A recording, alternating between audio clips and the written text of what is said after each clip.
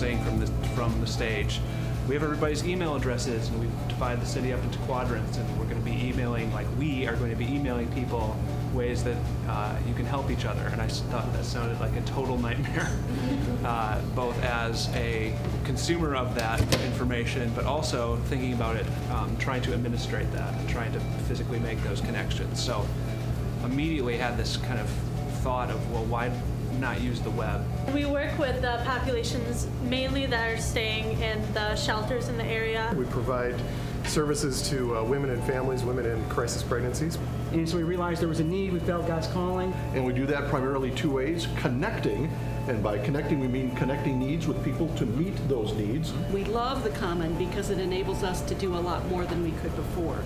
And it's so easy for the Common. They see the need and they say, okay, I can provide a meal on Tuesday night.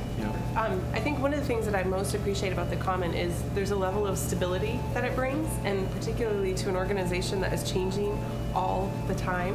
We're able to always direct people to the Common. And I remember getting those emails, and you'd get an email and it would list all these things. You're like, oh, I can help with that, I can help with that, I can help with that. And what the staff spent most of their time doing was going, oh no, somebody already helped with that. Oh no, to the 42 people who called, and the one person already took care of it. It was just a real waste of time. And so we immediately saw the real-time need meeting.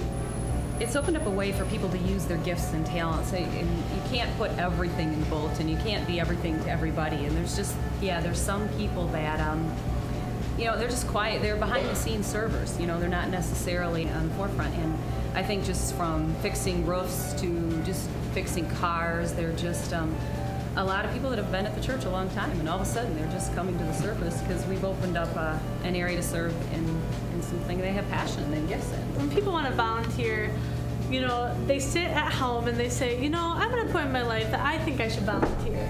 But really, it's like, I want to volunteer, and that's kind of the end of it. And it's so hard for an agency that needs people to volunteer to be able to tap into those people and to say, there's specific things that we need. It's not like we just need you to volunteer. We need this skill that you have. And washcloths. Right. In fact, that was one of the first projects I ever did, was getting washcloths for Decoration. Yeah, and it's so hard because people will come and they say, well, I have this time open and I just want to do something. But at this point, we can say these are specific needs that we feel like we don't have people to do right now. And we have this huge pool now, and when really all we had before is let's call a couple churches and see if they know anybody who might be able to do this. Both of our churches here today are folks that we've blended with. And for us, with our churches, it's hard to keep calling back and saying, could you put this in the bulletin? Could you put this in the bulletin? Could you put this in the bulletin? Those kinds of things. So for the Common to exist helps us to work around that situation and say, instead of me calling and saying, could you put this in the bulletin? Here are the items that we need. They're out there. They're listed. And we got a call from an abused woman, and she needed to get out of the living situation that she was in.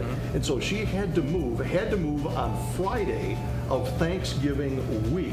Now, this is Monday of Thanksgiving week, and we're sitting there now just hours before we had gotten this great presentation on the Common. And so we're sitting there thinking, okay, let's put this thing to the test. Is this thing really going to work? And by Tuesday, the next day, 5 o'clock, we had 2 trucks, a trailer, and 6 volunteers, and they made the move. I've been a pastor for 20 years, and I know pastors. We are notorious for being gatekeepers. And stuff comes into the church office, it doesn't get out where it needs to be in time.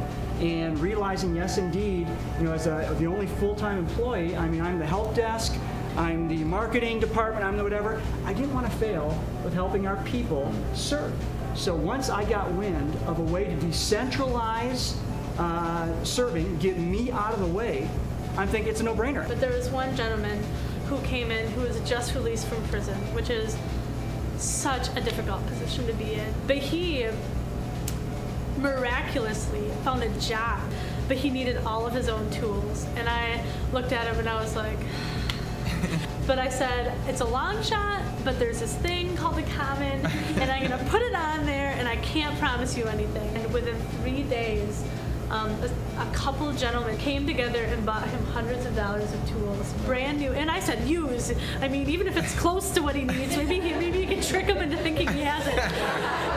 And they bought him exactly what we listed, and he came back 2 days later, and he's like, this is my uniform, my name is on it, I've used it, it's dirty, and I wanted to show you. So again, thanks guys so much for coming out. Thank you. Grab some more drinks if you'd like. If not, have a great evening.